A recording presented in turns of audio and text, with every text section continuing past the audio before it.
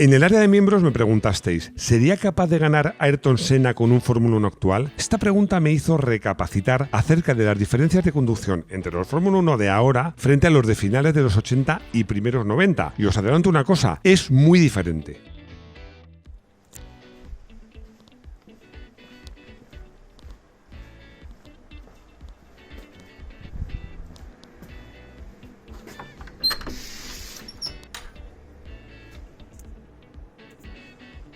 Bienvenido a Garaje Hermético. Enciérrate con nosotros.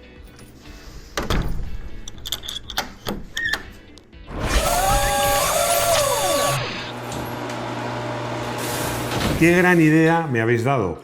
Y es que en el área de miembros de Garaje Hermético hay mucho talento. Y esto lo hablamos en el área de miembros, que ya sabéis, es un área de miembros de pago lo menos posible, 0,99 € al mes, donde aparte de vídeos específicos, pues charlamos mucho y me dan muchas ideas, como esta, por ejemplo.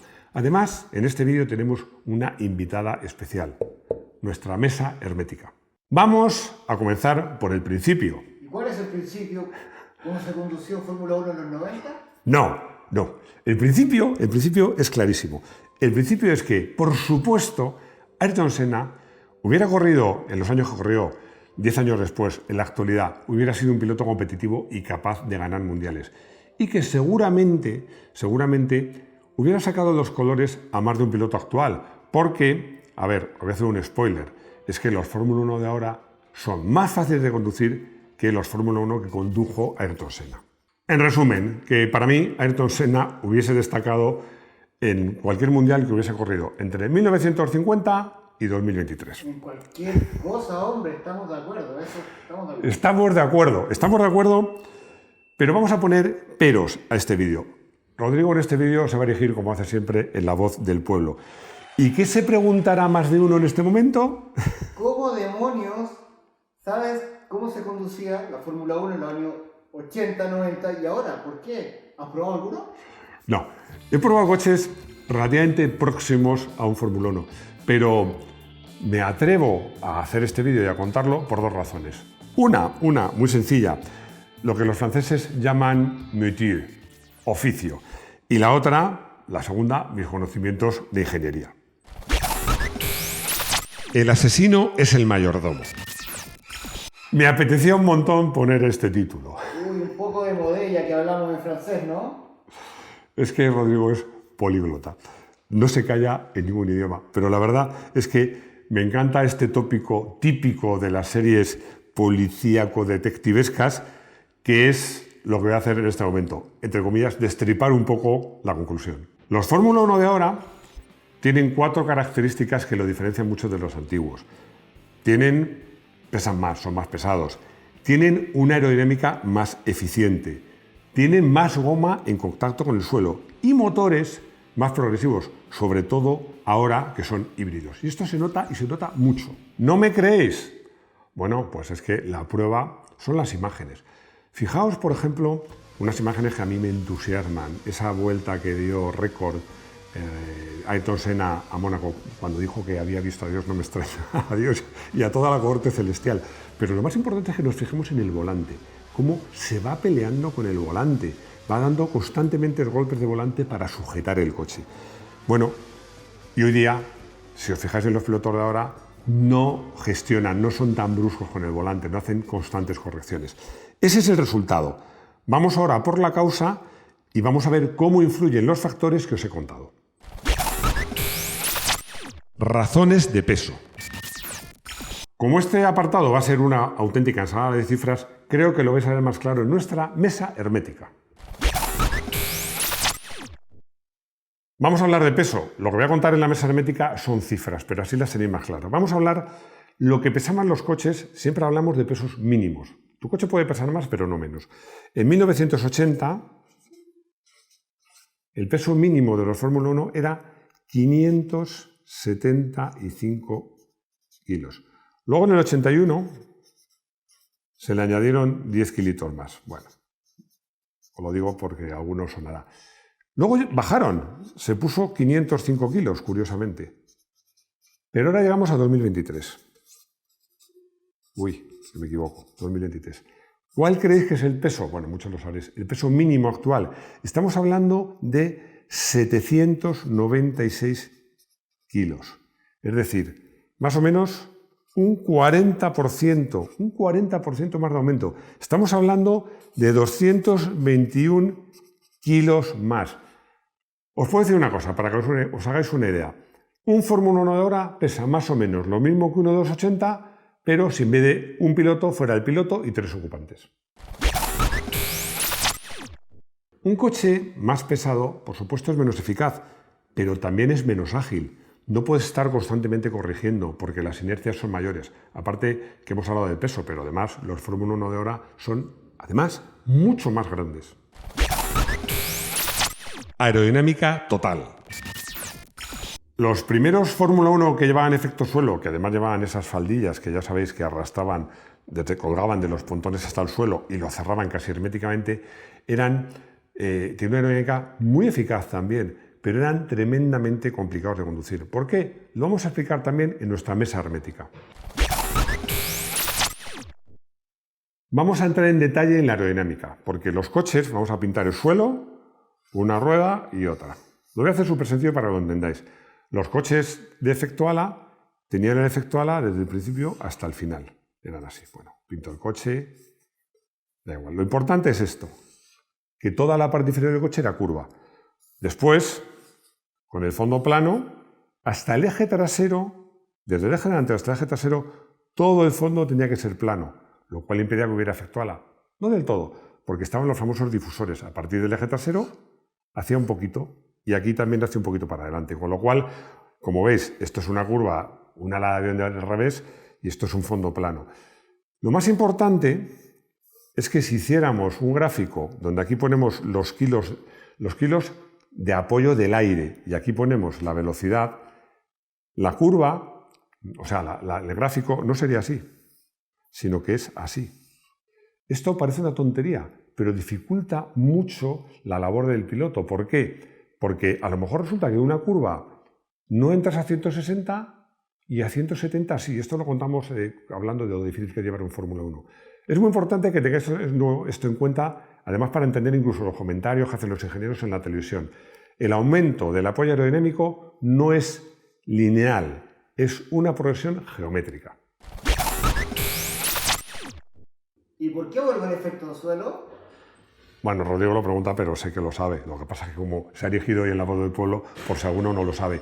Ya sabéis que en el reglamento que arrancó en 2014, que no había fondo plano, pero muchos alerones, pues había una dificultad. Los coches no podían seguirse unos a otros porque perdían mucha eficacia aerodinámica, tenían que ir distanciados, con lo cual pues era muy difícil que se produjesen adelantamientos.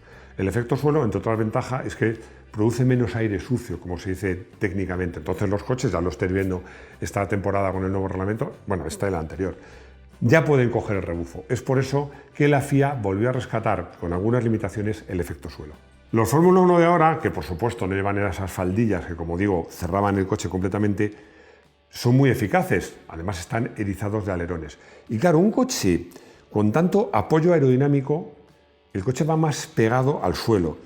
Y eso, cuando el coche va tan pegado al suelo, no es bueno estar, digamos, viciando las trayectorias. Te obliga a una conducción mucho más ordenada, a improvisar menos y a manejar el volante con más orden. Y a todo esto, un olvido imperdonable por mi parte, pero para eso está Rodrigo, es que además, en esos años, había que usar cambio de palanca, había que usar el cambio de palanca y hacer punta tacón. Ruedas gordas. Los neumáticos de los Fórmula 1 ahora tienen más goma en contacto con el suelo. Es cierto que no han aumentado tanto en anchura o en altura, sobre todo ha aumentado mucho el diámetro de llanta, pero todo influye. Bueno, el diámetro de llanta, que tampoco me hago de acordar, no lo he puesto en el guión, entre otras cosas, pasar de 13 a 18 permite poner unos frenos más gordos. Pero para ver cómo funciona el aumento de tamaño de las ruedas, vamos de nuevo a nuestra mesa hermética.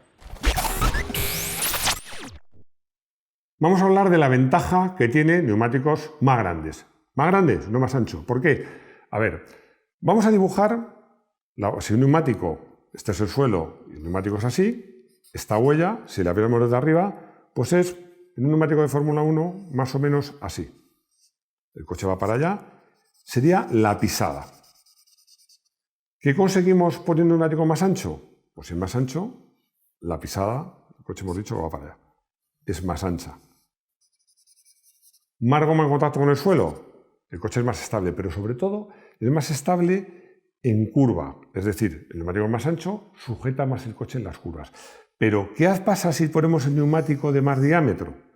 Pues que alargamos la huella también por delante y por detrás. Todo esto extra, podría haber cogido bolígrafos de dos colores, pero bueno, no importa. Lo importante es que tengáis en cuenta que un neumático de más diámetro hace que la huella también se incremente por delante y por detrás. Y esto es muy ventajoso porque, aparte de que también influye en la estabilidad en curva, permite, cuando el coche gira, que traccione mejor y permite, cuando el coche frena, que frene mejor, porque la huella es más larga. Esto supone una gran ventaja. Los Fórmula 1 de ahora no llevan las ruedas mucho más diámetro ni mucho más anchas, pero al llevar el perfil bajo, la pisada de la huella del neumático es mayor. Creo que es innecesario decir que un coche con más goma pues va más atado al suelo y por tanto necesita una conducción más ordenada. Es decir, sin movimientos bruscos de volante, salvo para evitar el desastre. La hibridación. En este caso, para este apartado, no necesitamos mesa hermética. Esto lo vais a entender muy fácil. Un motor de los años 80 y 90, de competición y de Fórmula 1, tenía un régimen de revoluciones útil muy estrecho. Para conseguir más potencia, los motores iban muy revolucionados y la franja útil era muy estrecha. Hoy en día también pasa eso, pero es que hoy en día tenemos la hibridación. Y ya sabéis, lo cuento muchas veces, que hay coches deportivos que se hibridan no por un tema ecológico, no, sino para que tengan más aceleración, para ayudar al motor térmico, con lo cual es menos crítico. Los motores, la combinación de motores, habría que decir, de los Fórmula 1 actual, hace que la llegada de potencia sea mucho más progresiva dentro, ojo, de lo que es un Fórmula 1. Menos difíciles. Llegamos al final del vídeo y, Rodrigo, lo siento, me tengo que corregir a mí mismo. No me lo puedo creer. ¿Qué has hecho mal? Es una pena que no le veáis cómo se tapa los ojos y cómo se desespera. No, es muy sencillo, porque he dicho que los Fórmula 1 actuales son más fáciles de conducir que los Fórmula 1 de los 80 y 90, y no es verdad, son menos difíciles de conducir, porque conducir cualquier Fórmula 1 es muy, pero que muy difícil. Llevar un Fórmula 1, como se dice en el argot, en el tráfico de un gran premio, rápido y por lo negro, sigue siendo algo al alcance de muy pocos. Ganar carreras de Fórmula 1 está al alcance de muy pocos. Y ganar mundiales, yo creo, había puesto en el guión que se puede contar con los dedos de las manos los pilotos que hoy día son capaces de ganar un mundial. A lo mejor resulta que incluso nos sobra una mano. Porque los pilotos siguen marcando la diferencia. Pero son todos muy rápidos. Son todos muy rápidos, pero hay que gestionar la carrera, tener visión de la jugada, como hace Alonso. Y luego, por ejemplo, cuidar los neumáticos, que esto es algo que voy a hacer un breve paréntesis, porque hablamos si los Fórmula 1 son sobreviradores o subviradores. Es que el piloto puede hacer que subviren o sobreviren. Si tú entras atacando mucho en la frenada y aceleras muy pronto, consigues arrastrar la rueda delantera y hace que el coche sea subvirador. Si por el contrario paras más el coche, le metes muy progresivo y aceleras con más brusquedad, lo puedes hacer sobrevirador. En eso, por cierto, Alonso es un mago. Eso te sirve para calentar los neumáticos o, por el contrario, para conservar los neumáticos en función de qué neumáticos estén más desgastados u otros.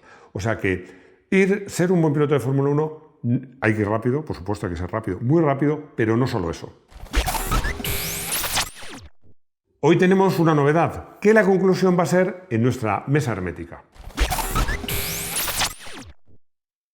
Es la primera vez que hacemos la conclusión en una mesa hermética, pero quería contaros muy bien la diferencia de conducción entre un Fórmula 1 de finales de los 80 y primeros 90 con los de ahora.